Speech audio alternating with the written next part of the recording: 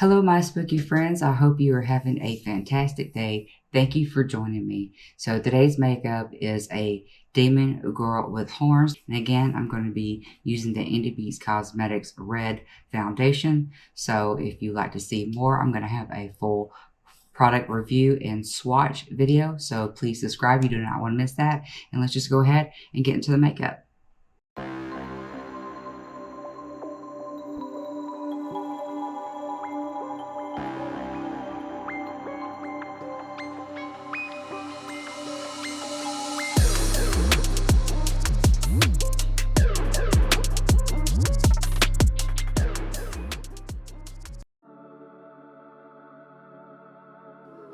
To begin making my horns, I took a piece of styrofoam that was in a purse that I purchased off of Amazon, and with some plastic over it, I drew a horn, and then I took a tool and I scored the foam. So once I removed the plastic, I then traced out the scoring with a marker. I then used a hot wire to get the shape. The hot wire tool that I'm using, I will link that into the description below. It came from Amazon. If you need a bigger tool than what I use, most of the things that I create are for the face and the upper body, so it's not full costume. So if you are a cosplayer and you need something bigger, look for a bigger hot wire. Now that I have both of my horns, I'm going in with my Dremel tool and I'm just cleaning up the edges and some of that styrofoam texture, taking that out, just smoothing it a little bit. This Dremel tool I got at Harbor Freight is a good way to find tools that you may need that aren't going to break the bank, and I've used this one for a little while now and it is holding up. Going back in with my hot wire, I just start to take some bulk off the edges and the ends. With some sandpaper, I go in and make sure that I have more of a horn shape. The goal is to get rid of the harsh lines and the edges and making sure that you have a nice tip at the top of the horn. I always try to remember to make things look like siblings and not twins. And going back in with my Dremel tool in some smaller bits, I create some divots for more of that antler look in the horns. Once I have the desired look, I go in and coat mine with a coat of Gorilla Glue. Keep in mind that this is not crafting foam. It is foam that was used to fill the contents of a purse for shipping. Just be sure what you're going to cover it with is not caustic, because it will melt.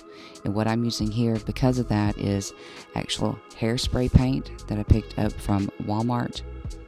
Giving it a coat of black, you'll see those divots come in, and it's time to paint them using my Mehron gold powder and my mixing agent. I mix that up a little bit at a time because it does go a long way.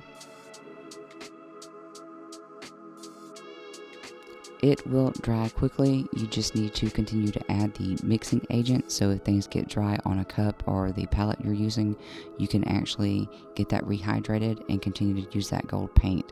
And here I'm going through painting the tip of each horn and just placing a little bit of gold around the divots we put in with the Dremel tool. And then with my finger, dipping it into the powder that fell onto the counter, I go through and just randomly go over the black to make it look a little bit more cohesive. I use clear gloss to seal the paint. Using spirit gum to block out my eyebrows, I'll go against the growth of the eyebrows, and then I use a spoolie and get those locked into place and then go with the growth. And then once that dries, I give it some powder, a little bit of concealer, and then I take my makeup and I push that into the brow to start to color the darkness. And then I continue to press more powder, making sure I get rid of the texture and the color. For my red today, I'm using Indi Cosmetics Face Base Foundation in red using a foundation brush. And I'm pushing this all over, covering my face, making sure I get this into the hairline and covering my ears. And I do enjoy this foundation. I absolutely had much better time getting the red tint off of my skin. Once this makeup look was over, there was very little staining, but let's face it, with red, you're going to have staining. It's going to happen, but this was a lot more forgiving than anything else I've used. I continue to push that color into my neck, around my collarbone, and over my shoulders. And you can see here when I use this that it does not go anywhere, that you can use your tools and it does not bleed and fall down off of a base in anything that you're using. I just absolutely love it. I can't say enough about it. It is just the best thing I have used, and I may never go back to paints and cream paints again. Going in with a small brush and some red maroon eyeshadow, I'm mapping out my brow and my contours of my face, making those eyebrows look a little bit angry. And I contour my nose around the nostrils, making my nose appear a little bit wider than I normally would. And going through the cheekbone area, getting that mapped out as well. I'm using what I call a leading line contour. What you want to do is bring the viewer into the parts of the face and lead it up to the horns. So I continue to move that up into points at the temple around my eyes. And I go in with some more maroon eyeshadow and I just start to color in the deepest parts around the eyelid and the eye bottom of the eye socket.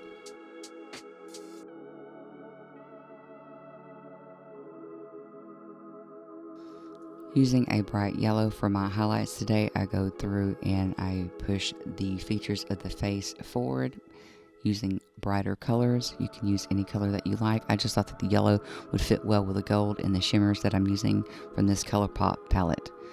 I do the same thing with my collarbones, and then I go back in and start to contour the neck and the shoulders, a little bit of contouring around the lips, and going in with some eyeliner and buffing that out with a brush for that smoky effect. Dipping the back of a makeup brush so it creates a round circle into the Mehron gold paint, I continue just to lead the contouring up toward the temple, and with a homemade dotting tool, I go in and create smaller dots just to give it a flow and add more texture. And yes, that dotting tool is a electrical tape push pin pushed into styrofoam. You go and use what you got. If you don't have it, you make it. After applying my lipstick, I go in with a shimmer and I just tap that onto the bottom of the lip. And with some more gold paint, and after I've teased my hair around the horns, I go in and I create small little strands with a fan brush and get that color all around to that glow, that glowy goodness of a gold devil. Most of the time, devil makeup is kept to black and red, and I just wanted this one to be a little bit different. Here is the final look. I hope you guys enjoyed it. If you'd like to see sneak peeks, behind the scenes footage, or vote on my next look, you can find me on Instagram, Twitter, and Facebook. Those links are below. And if you'd like to help support the channel, please check out my shopping links. That saves you time and money. And I will see you guys next time. Bye.